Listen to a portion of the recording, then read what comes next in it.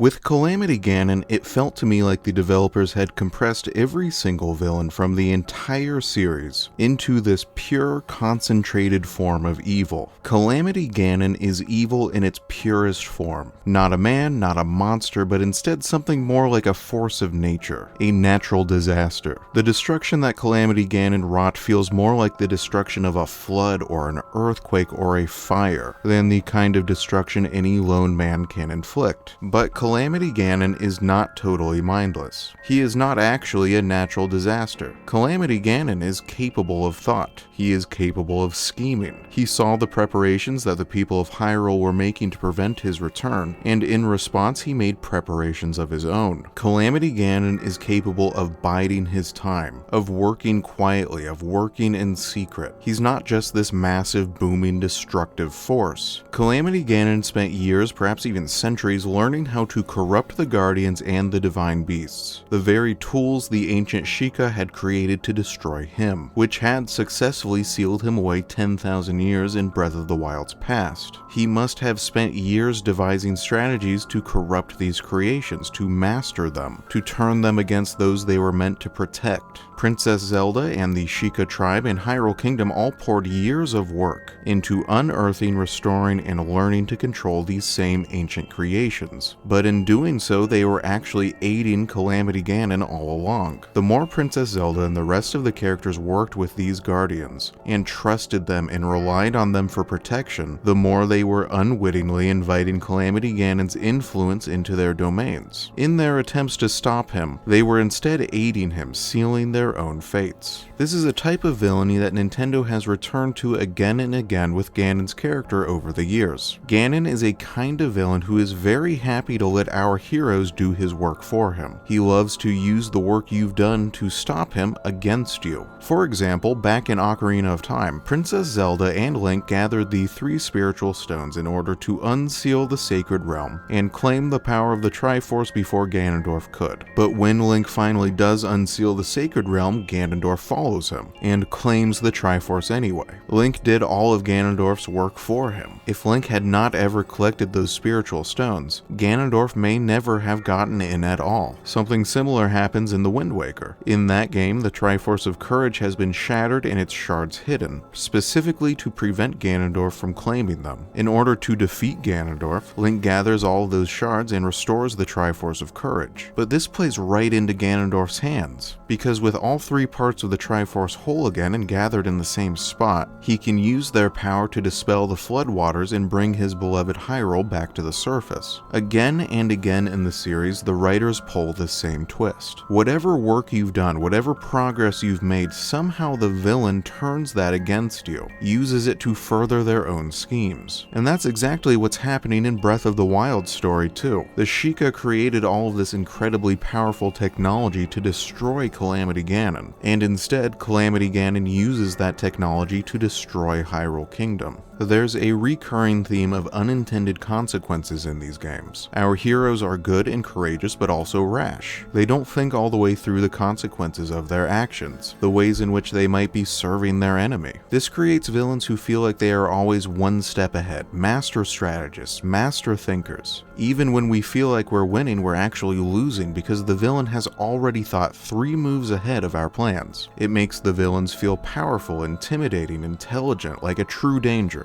It raises the stakes. The reason Nintendo keeps reusing this plot twist is because it's an easy way to make the villains seem threatening. In Breath of the Wild, Calamity Ganon is also a corrupting force. He corrupts the Guardians and the Divine Beasts, takes what should have been good machines and turns them evil. This is actually a relatively unique trait for a villain in the Zelda series. In most of the games, the good characters are always good and the bad characters are always bad, and there's no switching sides. Ganondorf isn't usually able to corrupt the good characters or lure them to his side. I think the reason why Breath of the Wild is different is because its world includes a lot of advanced technology, which is also pretty unique for the series. Most of the games are strictly medieval fantasy. They don't usually have giant battle mechs or robots. The villains in this series cannot corrupt a human heart. If deep down in the core of your being you are a good person, then in the Zelda series the villain will never be able to affect you. Even something like Majora's mask is only able to manipulate Skull Kid because, deep down, his heart was bitter and resentful. Ganondorf is only able to manipulate Zant in Twilight Princess for the same reason. You have to already have darkness hidden in your heart in order for the villain to manipulate you. But the villain can freely corrupt technology. Technology is morally neutral. It is as good or as evil as the person who is wielding it, which you can see with the divine beasts. Under Calamity Ganon's influence, they are forces for destruction. Under the influence of the champions, they become forces for purification, for the eradication of evil. This is another theme that has appeared in many other Zelda games, the moral neutrality of power. Morality determined by who wields that power. The Triforce is a common recurring MacGuffin in the Legend of Zelda series, something all of the characters are searching for and attempting to possess. A magical artifact of great power. But, like the divine beasts, the Triforce's power is truly morally neutral. Its effects will be as good or evil as the person who wields it. If a good person claims the Triforce, the world will be made good. If an evil person claims it, then the world will be shrouded in darkness. In the Legend of Zelda series, the only true evil in the world can be found within the hearts of man, not in power or technology, and this remains basically true in Breath of the Wild. Because Calamity Ganon is, fundamentally, despite what I said earlier, still a man. I know he looks like a giant swirling mass of purple energy, and also later like a weird giant spider creature with a laser gun and a fantastic beard, and then after that a giant pig with laser breath, but I swear at his core he is actually just a dude. Breath of the Wild seems to me like the first game in the series that has really embraced the convoluted Legend of Zelda timeline. Just about every other Zelda game, with a couple exceptions, have felt like self-contained stories. The connections between games were interesting but unessential to the plot, but not in Breath of the Wild. In this game, it really feels like it matters that these characters have been getting resurrected for tens of thousands, if not for hundreds of thousands of years, and particularly in the case of Calamity Ganon. Because I think those countless repeated cycles explain why Calamity Ganon looks the way he does, why he acts the way he does in this game. So let's very briefly discuss the Legend of Zelda timeline, because I think it will help us understand exactly what Calamity Ganon is. The timeline begins with Skyward Sword. In that game, there were three key characters. First was an evil demon lord who sought total power, total control, and total destruction. Second, there was a benevolent goddess who sacrificed most of her power to protect the people she cared about and who was reborn as a human girl. And finally, there was the humble but courageous human warrior, who against all odds defeated the demon lord in battle. In every Zelda game, the spirits of these three characters are being reborn again and again, a countless number of times, to reenact their old struggle in a timeless battle between good and evil. The three characters are always some version of Ganondorf, Princess Zelda, and Link.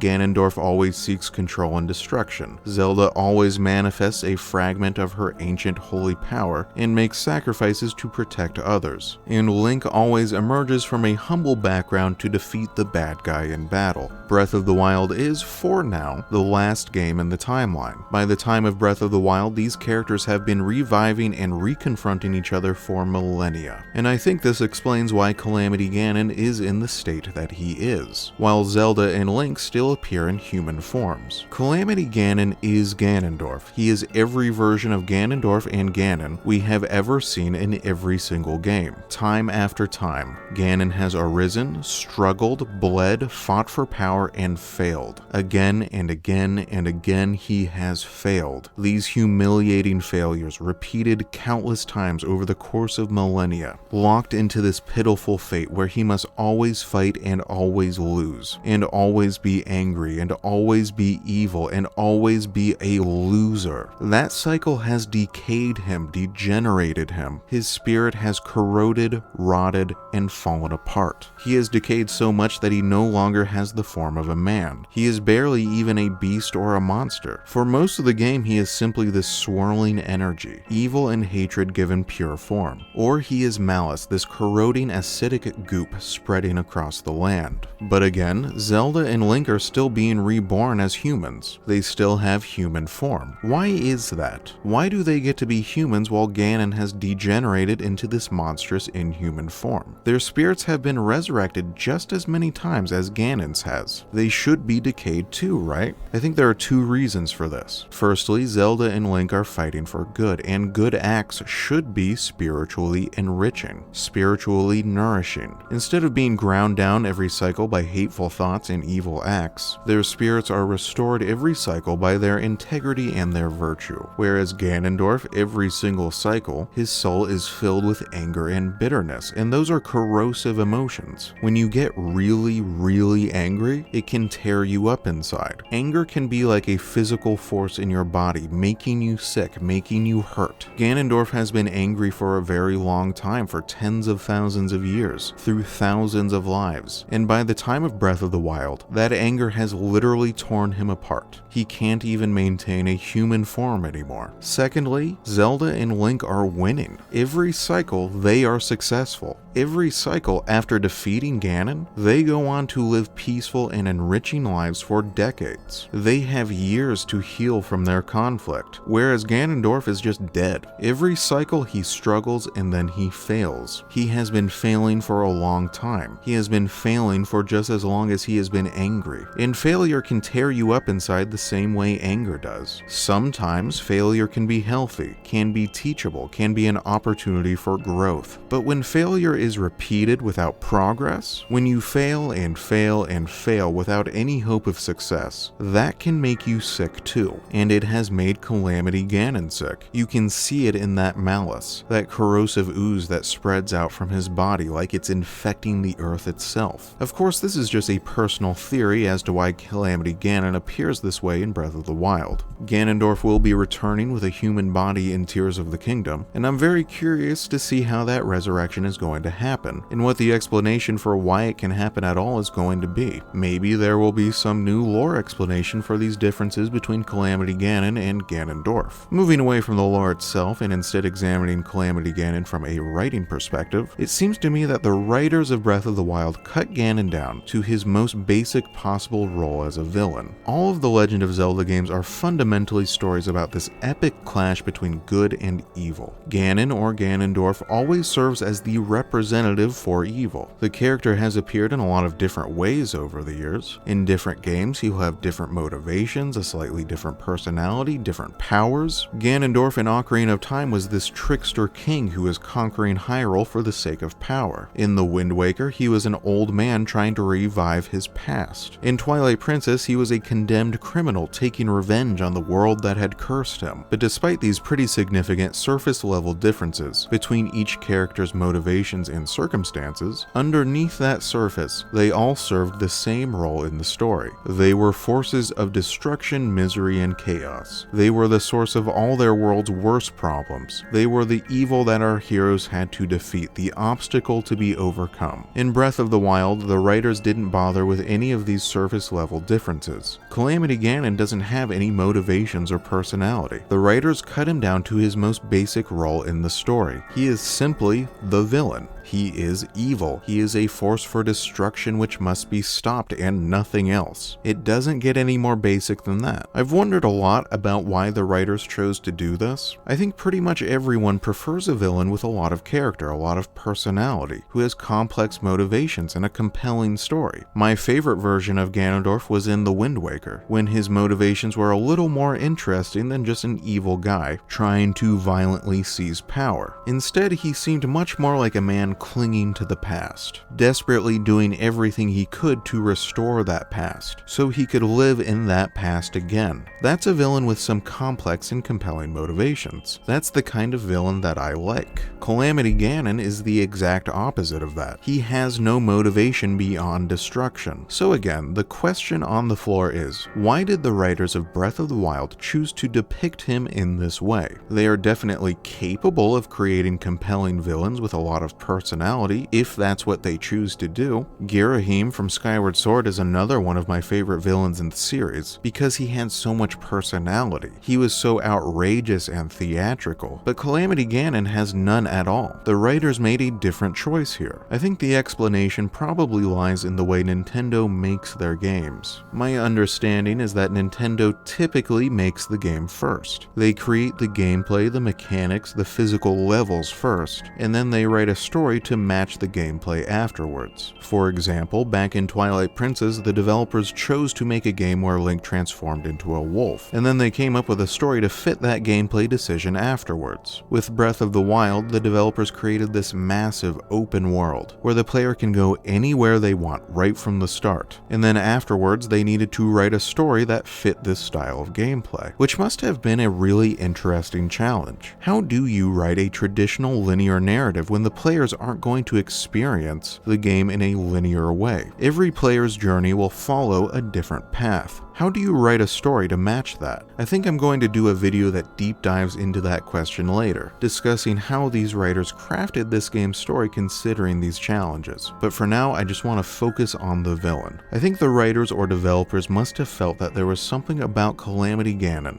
that worked well with this open-ended gameplay formula. Calamity Ganon, being an antagonist without personality or character or complex emotions, solves certain story problems. Breath of the Wild's gameplay is all about wandering around in random directions and wasting time. If Ganon had been a fully fleshed out character, how would he fit into that style of gameplay? Calamity Ganon can just sit in Hyrule Castle for however long the player farts around the map, because Calamity Ganon is just a simple force of evil contained within the castle. If Ganon were an actual character though, there would need to be some explanation for why he spends the whole game sitting around and doing nothing. As a writer, how could you make a villain like that compelling? In previous games, even though Ganondorf does spend a lot of time sitting around and waiting for Link to reach him, he does always interact with the player at various points during the story. But that's because those were linear narratives, where the developers could control exactly when and where the player would meet Ganondorf. In Breath of the Wild, where the developers have almost no control over when and where the player will do anything, that's a more difficult challenge. So, cutting the villain down to his most basic possible role, no character, no personality, no human form, solves all of those problems. Calamity Ganon can't interact with the player. He can't do anything. He's a magical source of evil and destruction that's currently contained within the castle. It doesn't matter when and where the player does anything, because Calamity Ganon will always be doing the same thing in the same place. Of course, Tears of the Kingdom will have the same style of open gameplay as Breath of the Wild, but in the sequel, the writers are bringing back a Ganondorf with a human form. He's going to be an actual character again. He's going to have a personality, backstory, motivations. To accomplish this, the writers must have found some other solution to that problem of how to make a villain work with this style of gameplay. And I'm personally very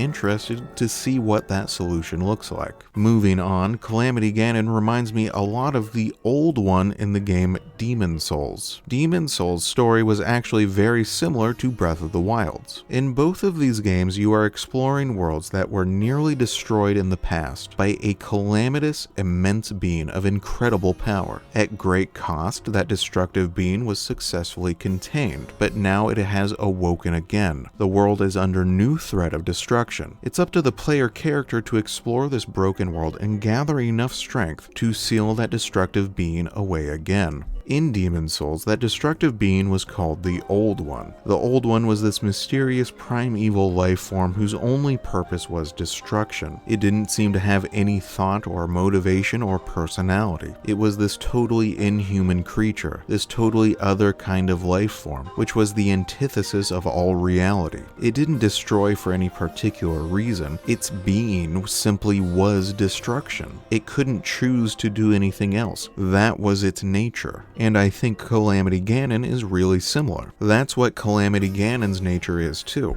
However, when playing Demon's Souls, I actually found the old one to be a much more compelling antagonist than Calamity Ganon, even though they're basically identical to each other. They serve the exact same role in their respective stories. Neither of them really has more character or lore than the other. I think the reason I found the old one more compelling is because there was this mystery at the core of the old one. The game doesn't tell you what it is. The story doesn't tell you what its motivations or nature or origin are. It doesn't even really tell you what sort of life form it is. You have to figure all that out for yourself. That mystery led me to study the old one, its design, its environment, any little mention the characters made of it. I was engaged with the story, I was investigating, I was putting pieces together on my own. But that's not at all what the writers of Breath of the Wild do. There is no mystery to Calamity Ganon. You know everything there is to know about him right from the beginning of the game. To be honest, I find the storytelling in Breath of the Wild to be very uneven. There are parts of its story that are told really well, and there are other parts that aren't told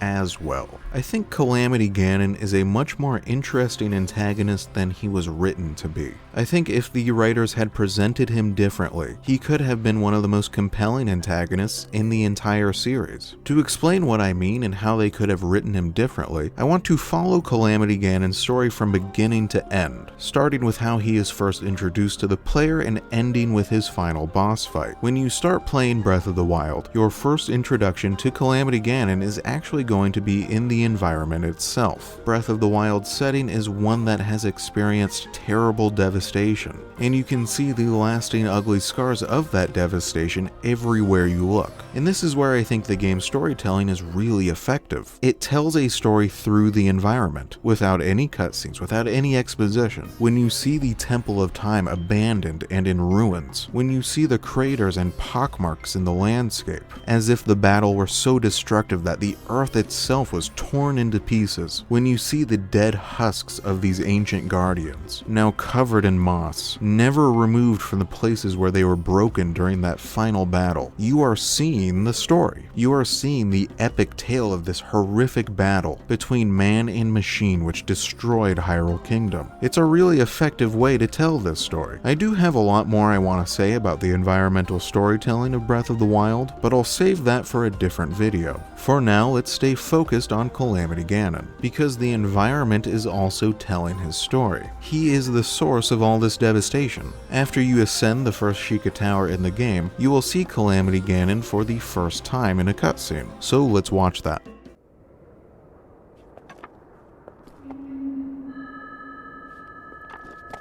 Try to remember. You have been asleep for the past 100 years. The beast. When the beast regains its true power, this world will face its end.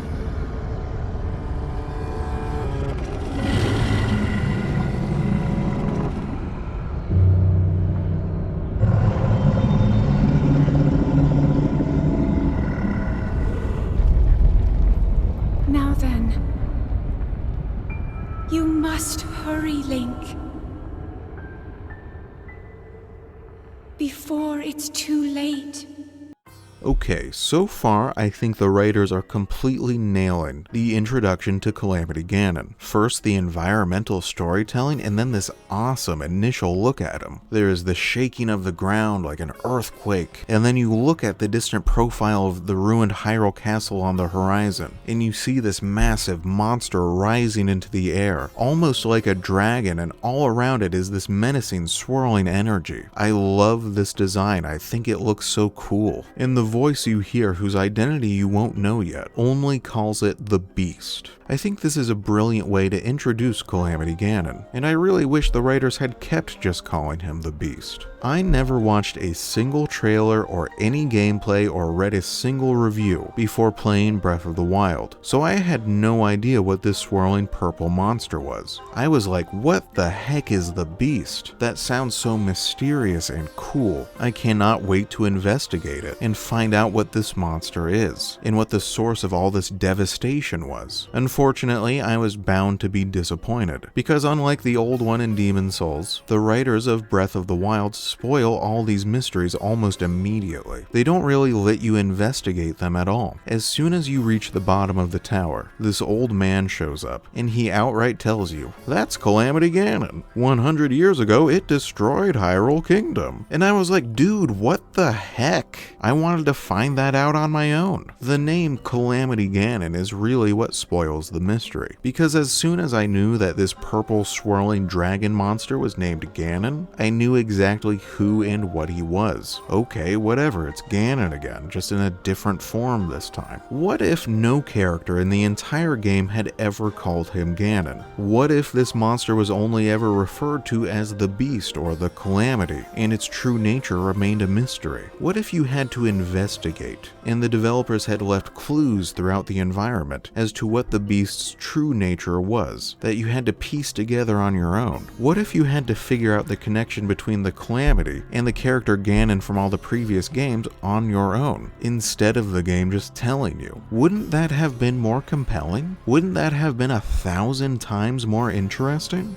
The confusing thing is, in previous games, the writers did a really good job at writing mysterious villains. Back in Skyward Sword, you have no clue who Girahim is, or where he came from, or what his motivations are for most of the game. In Twilight Princess, initially, Zant is this total mystery. At the start, you have no idea where this guy came from, or why he is conquering Hyrule. Even back in The Wind Waker, the first time you meet Ganondorf, you don't know who he is. All you know is that he's the leader of a group of dangerous pirates who have taken control of the Forsaken Fortress and kidnapped your sister. But in Breath of the Wild, the writers didn't allow for any mystery at all. It actually gets even worse. The next cutscene is a huge exposition dump that spoils even more of the mystery, so let's watch that too. The Great Calamity was merciless.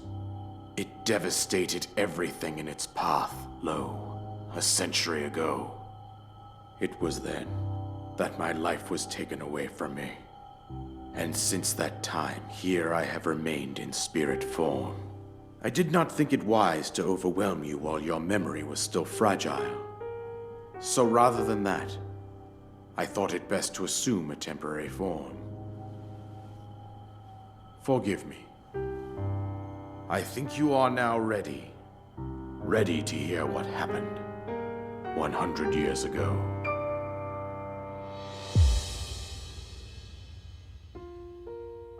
To know Calamity Ganon's true form, one must know the story from an age-long past. The Demon King was born into this kingdom, but his transformation into malice created the horror you see now. Stories of Ganon were passed from generation to generation in the form of legends and fairy tales. But there was also a prophecy. The signs of a resurrection of Calamity Ganon are clear, and the power to oppose it lies dormant beneath the ground. We decided to heed the prophecy and began excavating large areas of land. It wasn't long before we discovered several ancient relics made by the hands of our distant ancestors. These relics, the divine beasts, were giant machines piloted by warriors. We also found the Guardians, an army of mechanical soldiers who fought autonomously. This coincided with ancient legends, oft repeated throughout our land. We also learned of a princess with a sacred power, and her appointed knight, chosen by the sword that seals the darkness. It was they who sealed Ganon away using the power of these ancient relics. 100 years ago, there was a princess set to inherit a sacred power and a skilled knight at her side. It was clear that we must follow our ancestors' path. We selected 4 skilled individuals from across Hyrule and tasked them with the duty of piloting the divine beasts. With the princess as their commander, we dubbed these pilots champions, a name that would solidify their unique bond. The princess, her appointed knight, and the rest of the champions were on the brink of sealing away Ganon. But nay. Ganon was cunning, and he responded with a plan beyond our imagining.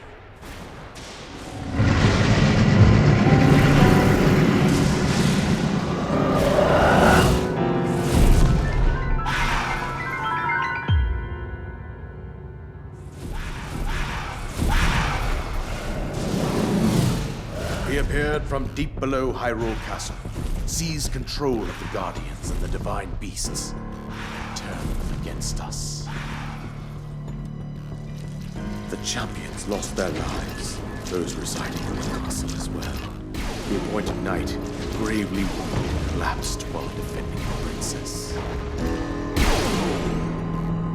And thus, the kingdom of Hyrule was devastated absolutely by Calamity Ganon. However, the princess survived to face Ganon alone. Link, you are our final hope. The fate of Hyrule rests with you. This cutscene tells you basically everything you need to know about Calamity Ganon. It tells you exactly what Calamity Ganon is and what he has done, and what he is going to do if you don't stop him. In a future video, I'm going to discuss more about why these early cutscenes are so exposition heavy, and the history of this kind of heavy-handed exposition in the Zelda series. But for now, I still want to stay focused on the villain. At this point, you basically already know everything you will ever know about Calamity Ganon. He was once a demon king, who then transformed into malice, this form of pure evil. Evil concentrated into a kind of corrosive liquid energy. How that demon king transformed into malice is never explained, but I've already told you my theory, that it was the result of many failed reincarnations, which gradually eroded his physical form, but that is only speculation. I've seen other fan theories that compare this malice with the curse in the film Princess Mononoke. There was even an early trailer of Breath of the Wild that very closely resembled a scene from that film. Actually, a lot of Breath of the Wild's world design has a sort of Studio Ghibli feel to it. In Princess Mononoke, the main character is infected by a curse, this dark swirling corrosive power that has a lot of similarities to malice as it appears in Breath of the Wild. The source of this curse lies within the conflict between man and nature. People are tearing apart the natural world, both for survival and for personal enrichment. Nature, in the form of animals and spirits, fights back, and in this conflict, the curse spontaneously emerges, corroding everything it touches. It was a story about the importance of harmony and respect between man and nature, of taking care of our environment, and of the natural life which surrounds us, and the horrific consequences of disrupting that harmony. If malice in Breath of the Wild is something similar, then it should be a sort of curse that appeared spontaneously, as the result of man's actions. In that vein, perhaps malice is man's greed or capacity for evil taken physical form. Or perhaps the Demon King was so greedy and so evil that it actually degenerated his body until he was nothing but pure malice. But let's get back to that cutscene. There are some mysteries to investigate within this story as it has been presented. By recovering memories, you will learn about each of those fallen champions, about Princess Zelda, and about Link's own role in this story. But Calamity Ganon himself is not one of those mysteries. I will admit that this cutscene does do an excellent job of building up Calamity Ganon as a threat. It makes his power seem almost unstoppable. This is probably the most powerful form of Ganon we've ever seen in any game. I don't think he's ever actually succeeded in completely destroying Hyrule Kingdom before. As a villain, as an antagonist, this cutscene makes him seem really scary. It establishes very high stakes. Either you succeed in your quest, or Zelda and then the rest of the world will be destroyed. This cutscene also explicitly ties the Calamity Ganon we see here with all of those other versions of Ganon and Ganondorf we've seen throughout the series. With that line, stories of Ganon were passed down from generation to generation in the form of legends and fairy tales, which is something previous games have not done. After this, there is one more exposition-heavy cutscene which tells the backstory of Calamity Ganon. Ganon we need to look at when you reach Kakariko Village in the game, and she'll tell you the ancient history of this kingdom and Calamity Ganon. Here it is. The history of the royal family of Hyrule is also the history of Calamity Ganon, a primal evil that has endured over the ages. This evil has been turned back time and time again by a warrior wielding the soul of a hero and a princess who carries the blood of the goddess.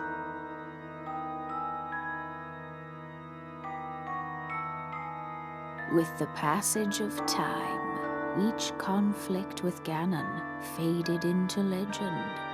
So listen closely as I tell you of this legend that occurred 10,000 years ago.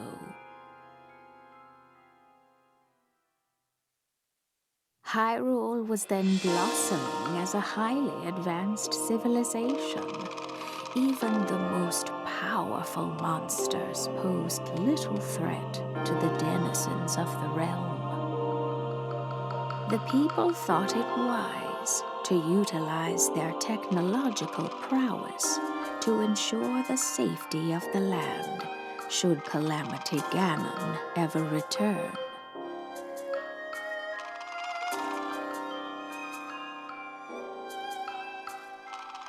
They constructed 4 mechanical wonders that came to be known as the Divine Beasts. They also built a legion of autonomous weapons called Guardians. The Divine Beasts were piloted by 4 individuals of exceptional skill from across the land. And thus, the plan to neutralize Ganon was forged.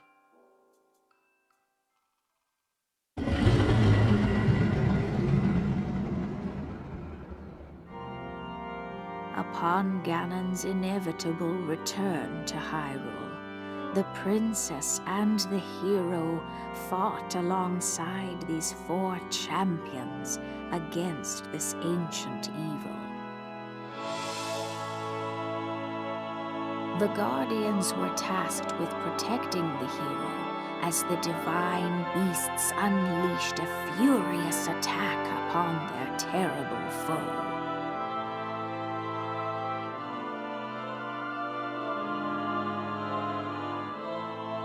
And when the hero wielding the sword that seals the darkness delivered his final blow, the princess used her sacred power to seal away Calamity Ganon.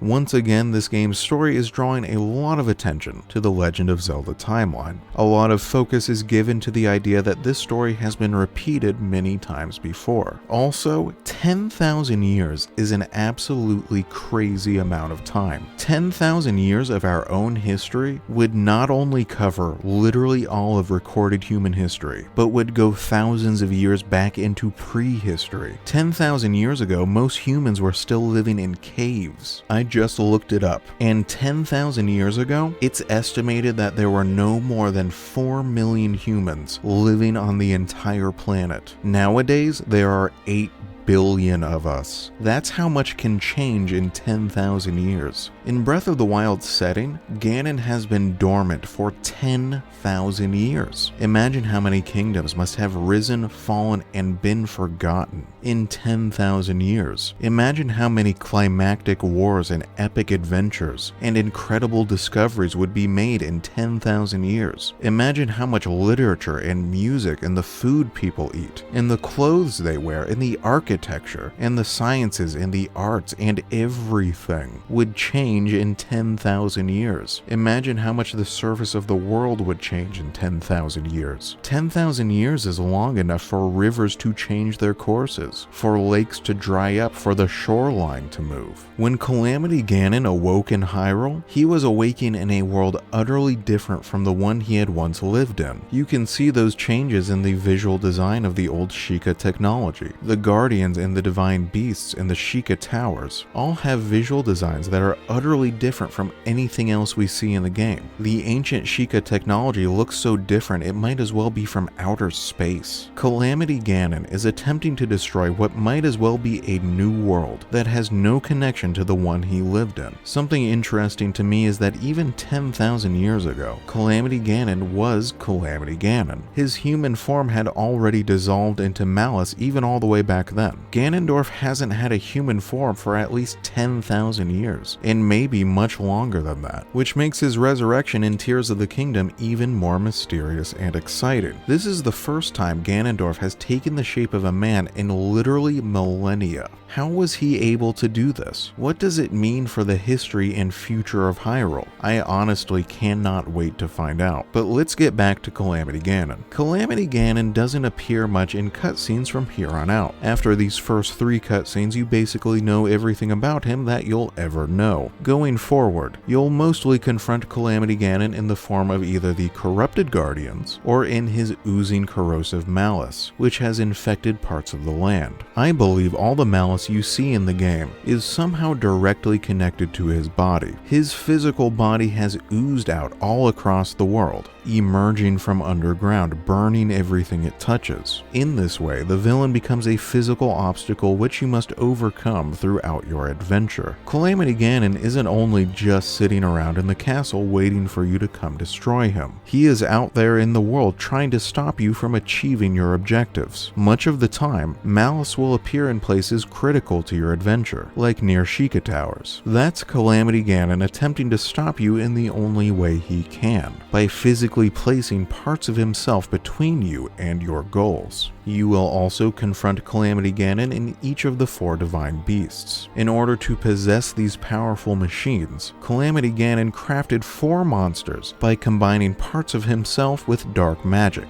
and then imbuing them with his hateful will. These monsters are the Blight Ganons which you'd battle in the depths of each Divine Beast, and only after destroying them can the machines be cleansed. Blight Ganons are phantoms of Ganon. Phantom Ganon is a recurring enemy in the Zelda series. He first appeared in Ocarina of Time as the boss of the Forest Temple, and then again in the Wind Waker where Link faced off against him multiple times. Phantom Ganon is always a sort of magical puppet, more mechanism than man, which Ganondorf creates to serve as a powerful minion, to spread his will, to fight in his place, and to test the hero's abilities. Phantom Ganon is a dark reflection of Ganondorf's own power, much weaker than his creator, and possessing no independent will of his own. They are just shadows of a greater evil. The Blight Ganons of Breath of the Wild are probably the most complex and most powerful phantoms of Ganon we've ever encountered in the series, but at the end of the day they are still just his tools, his weapons, and when you defeat them it's more like breaking one of his favorite toys than actually doing any damage to Ganon himself. The Blight Ganons are further evidence of Calamity Ganon's intelligence. Crafting marionettes this complicated and this powerful would require great intelligence, great ingenuity, and great knowledge of dark magic. It would have taken a lot of time. Again, Calamity Ganon is not just a mindless force of destruction. He is not a force of nature. At his core, he is a man, with a man's intelligence and a man's cunning. After cleansing each of the Divine Beasts, you'll eventually journey to the center of Hyrule, to the castle and the town that surrounds it, the fountainhead of all malice in the land, to destroy Calamity Ganon once and for all.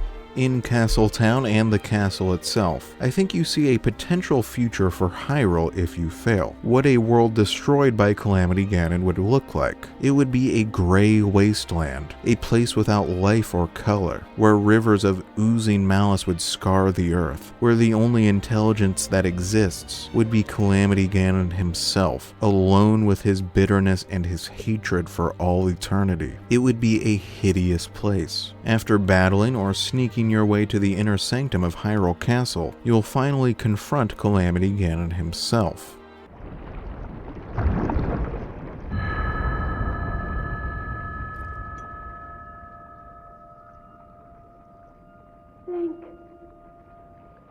Link. Link. I'm sorry, but my power isn't strong enough. I can't hold it.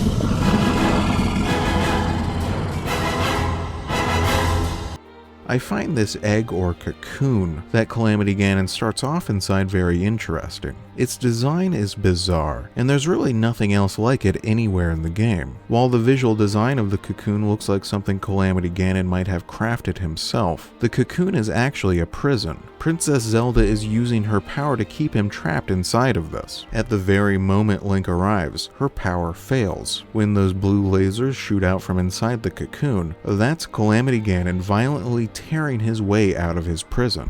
Before you ever actually see Calamity Ganon, from those explosive laser shots, he already feels really powerful. It sets the stage for a climactic and exciting battle. When Calamity Ganon does emerge, notice the way he just sort of flops out, falling right onto his back. He looks unconscious. I think, just like Link was sleeping for 100 years, so was Calamity Ganon. They've both woken up at almost the exact same time to continue their fight right where they left off 100 years prior. I also absolutely love the visual design of Calamity Ganon here. We've seen a lot of beast forms of Ganon over the years, but never anything like this. Calamity Ganon looks like some kind of giant, deformed, or mutated spider. Notice how there is nothing symmetrical or uniform about his body. His arms and legs are placed at random spots across his warped torso. All of his limbs are of different sizes. He has advanced Sheikah weapons that have seemingly been grafted to his flesh. His whole body glows with malevolent energy. His design actually reminds me a lot of Godric the Grafted in Elden Ring. They're both these horrific crab-like creatures with misshapen limbs and weapons grafted to their bodies. Their animations are even kind of similar. It makes me wonder if they were both inspired by the same source material. Both of their designs achieve the same purpose, which is that their horrific outward appearance, their deformed and mangled bodies, reflect an inner horror, a spiritual rot and deformity. By seeing just how misshapen and grotesque their bodies are, you can see how evil or depraved they are inside. The only little bit of humanity left in Calamity Ganon's design, the only thing that looks anything like the human Ganondorf we are familiar with, is that brilliant red mane of hair and his equally red beard, which are memorable features of many of Ganondorf's previous designs. The boss fight itself is fantastic.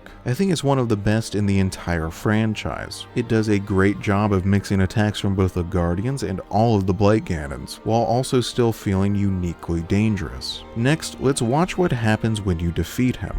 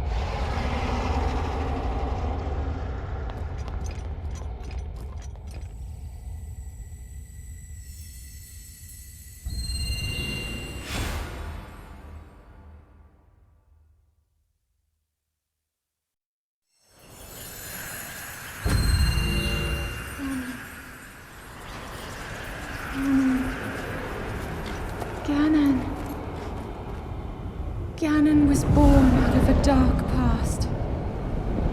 He is a pure embodiment of the ancient evil that is reborn time and time again. He has given up on reincarnation and assumed his pure, enraged form. If set free upon our world, the destruction will be unlike anything ever seen before.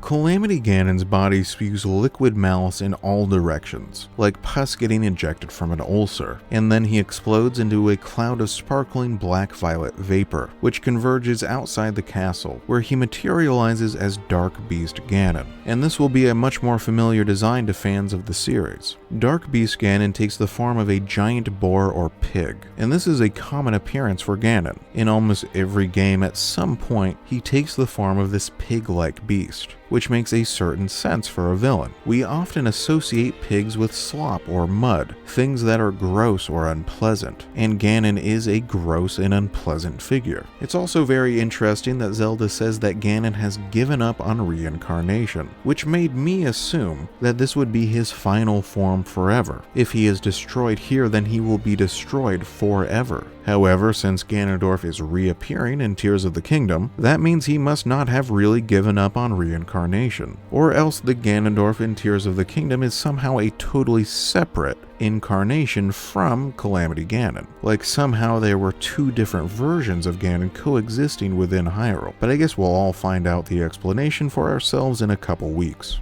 Zelda also describes this beast form as his pure enraged form, which is also surprising to me, because I thought Calamity Ganon already seemed like a pretty pure form of evil, but apparently I was wrong. This beast is actually the purest form of evil to be seen in the game. I liked this boss fight a lot too. It's a lot simpler than the previous one, but I loved the scale of this stage in the fight. It feels so epic and huge. This must be the physically biggest enemy in the entire series. I can't remember another Zelda boss that was this large before. Anyway, let's watch Calamity Ganon's final scene.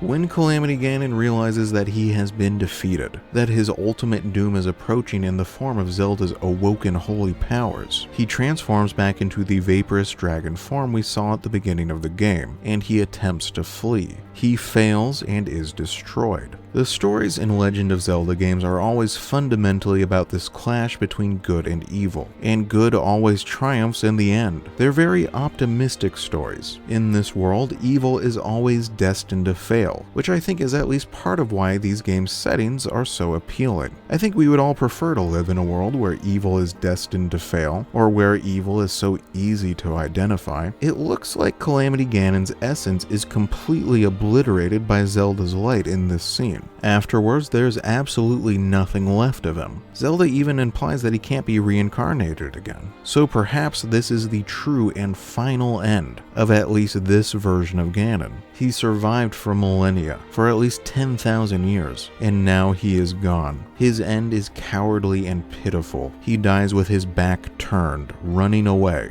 In his final moments, he wasn't powerful, and he wasn't scary. He was just another loser in a long line of losers. Before Tears of the Kingdom, I wondered if this might be the end of Ganon in the Legend of Zelda games, if the developers would introduce some new threat. However, Ganondorf is returning in Tears of the Kingdom. I know I'm getting a little off topic here at the end, but the mystery I'm most interested in with this new game is, what is the connection between Calamity Ganon and this new Ganondorf? Are they the same being in two different forms? Did they live the same life? The Legend of Zelda's story involves multiple timelines, splitting off from each other. So could these be two different Ganons from two different timelines, somehow merging into the same timeline? I don't know, but I'm excited to find out.